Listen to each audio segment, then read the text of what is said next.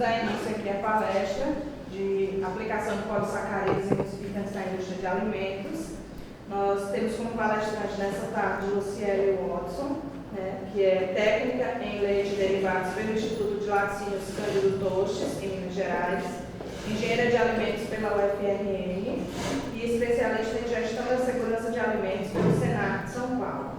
Atua como gestora de controle de qualidade, pesquisa e desenvolvimento na empresa Vilac Foods, em Natal, e é consultora técnica do Senar FAERN para assuntos regulatórios, certo? Então, nós temos a presença, agradecemos o aceite do convite a Luciele. Tenham todos uma boa palestra, 50 minutos e depois uns 20 minutos para perguntas. Bom? Boa tarde para todos. Só coloque o seu nome no tá bom?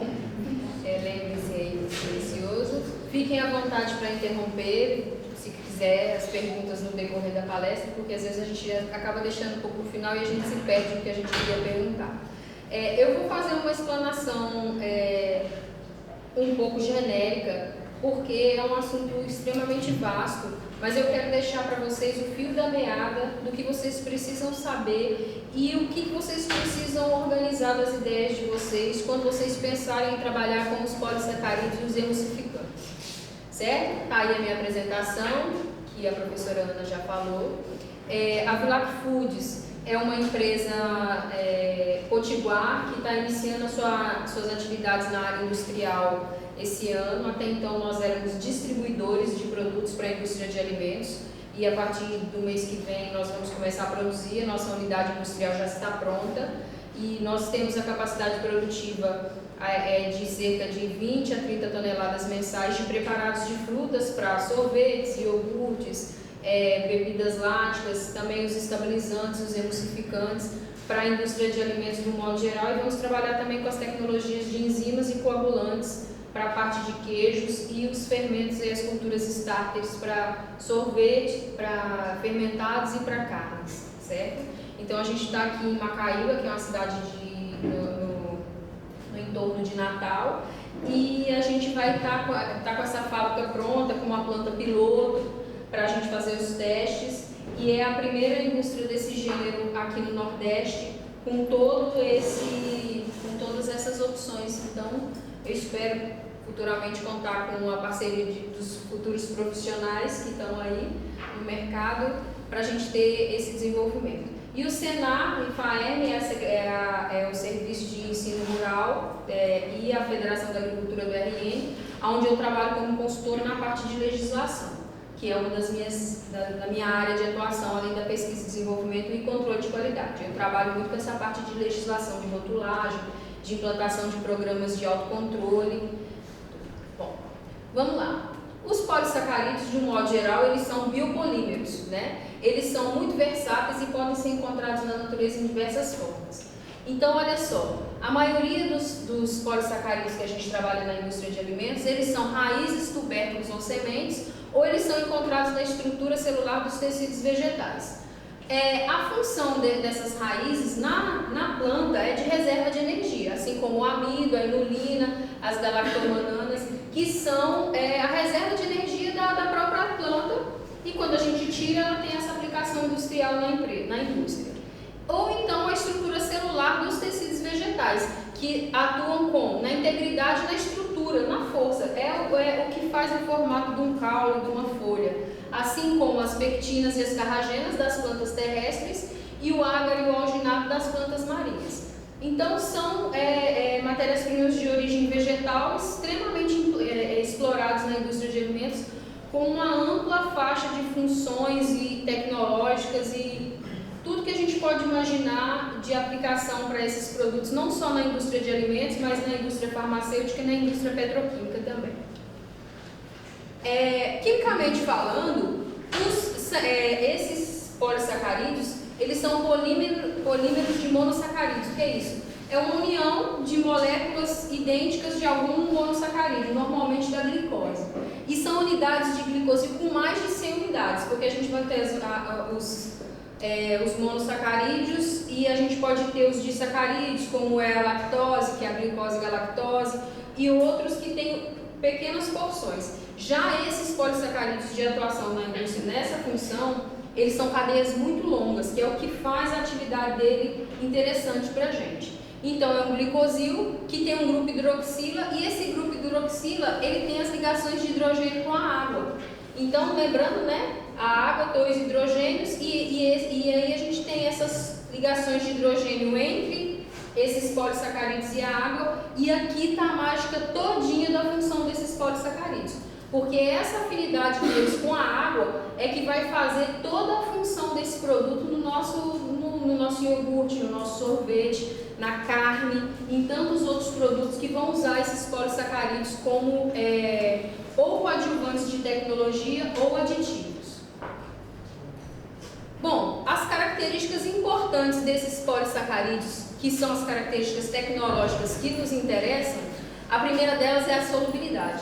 Como eles têm essa forte afinidade com a água, eles têm essa vantagem, porque todo o alimento que a gente trabalha, a maior parte deles, eles têm uma base aquosa. Eles são uma solução de água com alguma coisa. Mesmo que a gente tenha ali a presença de gordura, né, de lipídios, de protídeos, a base da maior parte dos alimentos é a água. Tirando alguns produtos específicos, mas a maior parte deles, a base é aquosa. Então, essa afinidade, essa solubilidade dele, essa afinidade com a água, é um recurso tecnológico muito bem-vindo, porque se a gente tivesse um produto que não tivesse afinidade com a água, quando eu fizesse as minhas misturas, ele ia apresentar sérios problemas. Eu ia ter separação de fases, eu ia ter grumos, então isso é muito importante. A outra coisa é que eles modificam e controlam a mobilidade da água nos alimentos, isso é muito importante.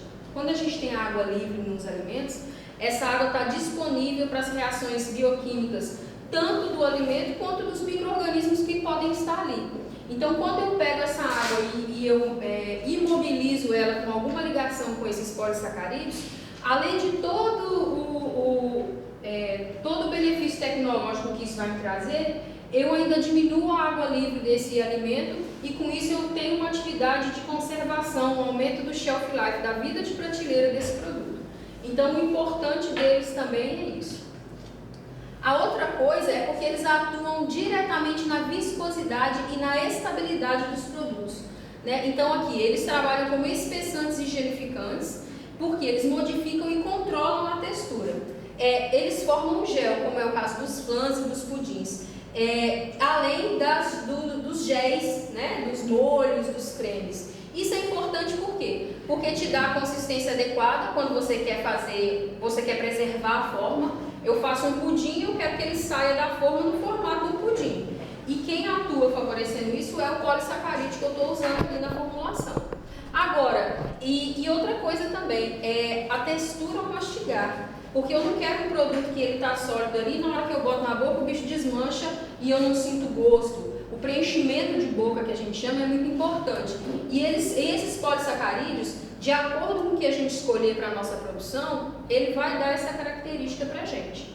Além de tudo, ele tem estabilidade física, eles mantêm partículas em suspensão e eles dificultam a sedimentação. O que é isso? Eu faço um suco de maçã e aí eu tenho sólidos dissolvidos nesse suco. Se eu não usar um polissacarídeo, essa polpa da maçã ela vai sedimentar no fundo da minha garrafa. Isso não é bem-vindo. Nem num refrigerante, nem num suco, em produto nenhum. Ninguém quer essa separação de fase. O consumidor não quer ver um suco cheio de depósito no fundo. Então a gente tem os polissacarídeos que atuam nisso também. Além da substituição da gordura nos alimentos. A gordura, um dos benefícios da gordura nos alimentos é a palatabilidade. Um alimento gorduroso, ele tem uma maciez, né? A gente lembra do creme de leite, o chantilly. Quando você, nessa onda que a gente tem hoje em dia de produtos light diet, quando a gente tira a gordura desses alimentos, a gente sofre muito, porque a gente tem um produto pobre em forma, em estrutura, quando ele está na boca. E muitos desses polissacarídeos, eles atuam substituindo a gordura. E a vantagem é que o polissacarídeo, 1 grama de polissacarídeo contribui com 4 quilocalorias e 1 grama de gordura contribui com 9 quilocalorias. Então, quando eu substituo a gordura pelo carboidrato, a vantagem é que eu estou fazendo um produto de baixo teor calórico, além dos benefícios tecnológicos. Eu posso usar uma pectina, eu posso usar um amido, e isso tudo tem esse benefício. Bom, os principais polissacarídeos que a gente vai trabalhar na indústria. O rei do polissacarídeo dentro de qualquer indústria de alimento é o amido. O amido é impressionante a versatilidade do amido. O amido são unidades de glicose, ligações glicosídicas, então uma glicose, outra glicose, cadeias extensas. E ela tem dois tipos de cadeia. Ela tem as formadas pela amilose, que é uma cadeia linear, não está dando para ver aqui, mas ó, glicose, glicose, glicose. E ela tem a amilopectina, que é uma cadeia ramificada, tá vendo? Uma glicosezinha aqui, outra para cima. Então elas têm formatos diferentes. O amido pode ser obtido de várias fontes. Hoje na indústria as principais fontes é o amido de batata ou fécula, o de arroz, que não tem glúten, o de mandioca, o de milho e o de trigo. Existem outras fontes de amido, mas comercialmente falando, estes são os principais. Então, cada um deles tem uma característica de acordo com o produto que a gente quer desenvolver. Na indústria, a gente classifica esse amido em 3 tipos. A gente tem o amido nativo ou o amido comum. O que é o amido nativo? É o amido da forma que ele é extraído de algum desses vegetais. É a maisena, na verdade. É o amido mais simples que a gente tem e ele não tem preparo nenhum. É o amido extraído pelo método de extração que a indústria for, de prensa, de o que quer que seja. E ele é o mais simples de todos. Ele é muito limitado, certo? Por que o amido nativo ele é limitado? Porque ele não tem resistência a modificações de pH, ele não tem resistência à temperatura. Eu não sei, quem tem criança aqui que já fez um mingauzinho de maisena? Faça um teste para você ver. Você faz um mingau de maisena, ele firmezinho. Se você, depois que ele estiver pronto, você tira do fogo e bota no prato, se você continuar mexendo, ele vai ficar líquido de novo. Por quê? Porque o amido nativo, ele não aguenta, ele não é resistente a essa mexedura que a gente faz. Agora você transfere isso para um produto que você faz. Eu desenvolvi um iogurte, estou usando um amido nativo. Boto ele no comércio. Vai sacudindo aqui da minha fábrica, sai pipocando nessas estradas do interior. Quando chega lá no meu cliente, em vez de eu ter aquele produto com alta viscosidade, ele está fino, ele está ralo. Por quê? Ah, mas não foi esse produto que aqui na indústria ele está diferente. Tá, mas o amido nativo ele não aguenta esse tipo de processo, entendeu? Bom, para isso a gente tem os amidos modificados. Vou falar dos modificados, depois eu falo dos resistentes. Os amidos modificados são amidos que passaram por algum tipo de processo. Eu não vou me ater aqui, senão a gente ia falar só sobre o processo de modificação do amido. Mas o que eu tenho que saber do amido modificado? Você tem que saber no que é que você quer usar o seu amido modificado. Bom, eu estou desenvolvendo molho de tomate. Molho de tomate, o pH é muito baixo, é um produto ácido. É um produto que a dona de casa vai levar ao fogo, porque ninguém vai comer molho de tomate quente, vai numa pizza, Então ele tem que ser resistente a um baixo pH, ele tem que aguentar um cozimento não tão prolongado. Então esse amido, quando eu for pedir para o meu fornecedor, eu vou ligar lá, Luciele, olha, eu quero um amido para molho de tomate. Aí você vai ligar lá na Vilar que eu vou vender o amido para você. Mas aí eu vou te perguntar justamente isso. Que faixa de pH que é o seu produto? Qual que é o processo de produção dele? Você faz uma pasteurização? Que temperatura esse produto está dentro da sua planta? E depois o consumidor vai usar ele em quais situações? Certo? E o amido resistente, porque a gente sabe que os amidos eles são fonte de glicose, então eles são calóricos. Quando eles passam pelo organismo da pessoa, essa glicose ela é absorvida como fonte de energia. O amido resistente é uma modificação do amido que não fornece glicose no organismo da gente, ele é fermentado no intestino grosso. Então é um amido dietético que está entrando aí agora com essas biomassas de banana verde, são fontes de amido resistente, além deles poderem ser obtidos na indústria também. Ainda não tem muitas aplicações na indústria, porque é um produto relativamente novo, mas está aí também para muita coisa. Já tem pesquisas com sorvete, com amido resistente. Quando a gente vê esses produtos à base de biomassa de banana verde, você pode saber que são produtos com baixo índice glicêmico, baixo índice calórico, então aí para substituir os produtos calóricos tão gostosos da vida da gente, né? O pessoal faz brigadeiro, faz muita coisa com isso.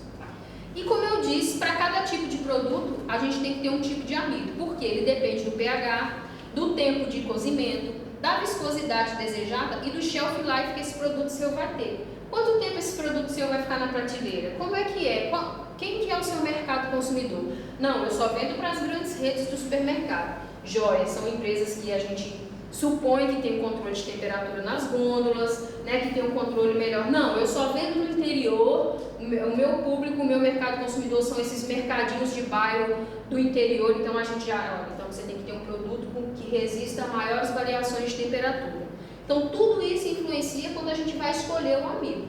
Aqui eu trouxe só para a gente ter uma ideia, ó. Se eu quero um iogurte de comer de colher, eu vou usar um tipo de amido.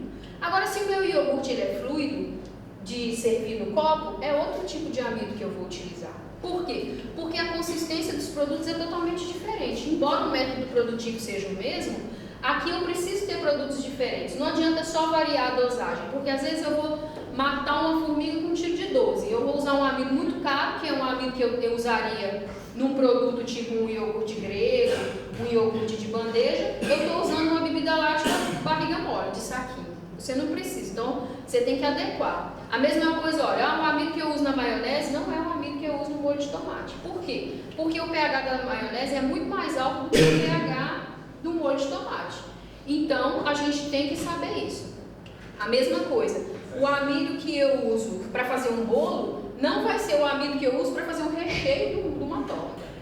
Então, todos esses detalhes. Lógico que na nossa casa a gente vai usar tudo maisena. Mas na indústria ou numa cozinha industrial, a gente precisa saber desses detalhes, porque às vezes você faz, eu vou desenvolver, vou abrir uma empresa para mim de tortas, só que eu sei que essa minha torta ela tem que durar pelo menos 5 dias, porque eu vou ter ela em exposição, eu vou fatiar, e aí eu quero que ela mantenha as condições dela ótimas durante esse período. É diferente de uma sobremesa que a gente faz no domingo de manhã, almoça, come, domingo de noite já não tem mais dentro da geladeira. Então é isso que a gente tem que pensar quando a gente trabalha tanto na indústria quanto em cozinhas industriais, em restaurantes, né, nos serviços de alimentação do modo geral.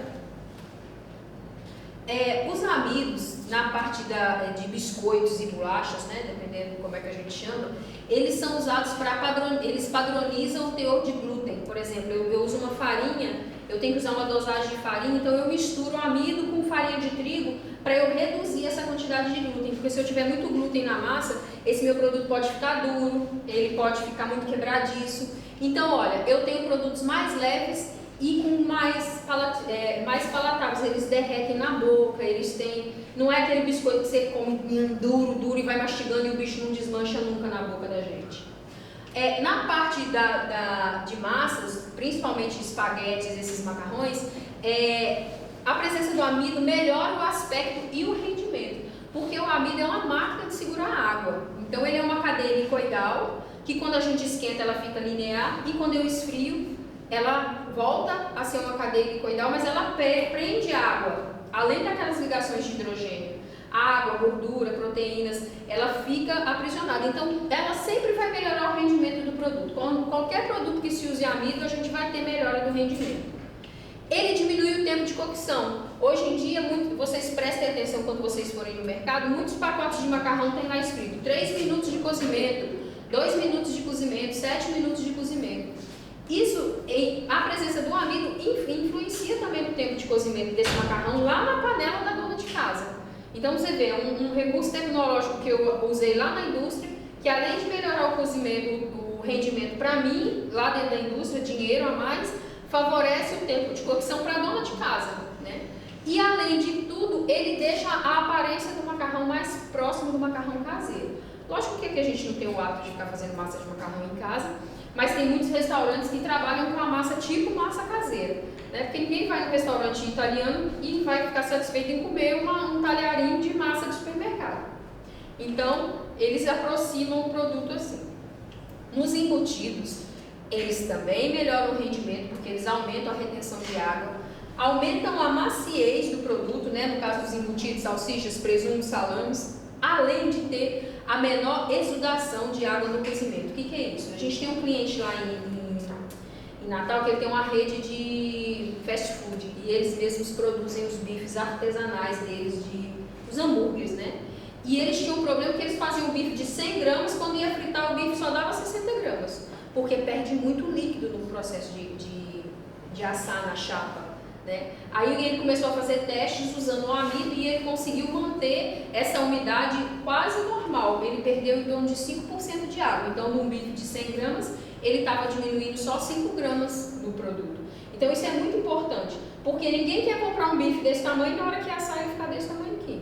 E os franqueados, que são as lojas dele, estavam reclamando, porque o bife era feito no formato do pão. Aí quando assava, ficava um bifinho perdido lá no meio do pão e o pão todo, aí o cliente fica parecendo aquelas propagandas do McDonald's, né? Que você vê lindo na foto, na hora que você vai pedir, não é nada daquilo, né?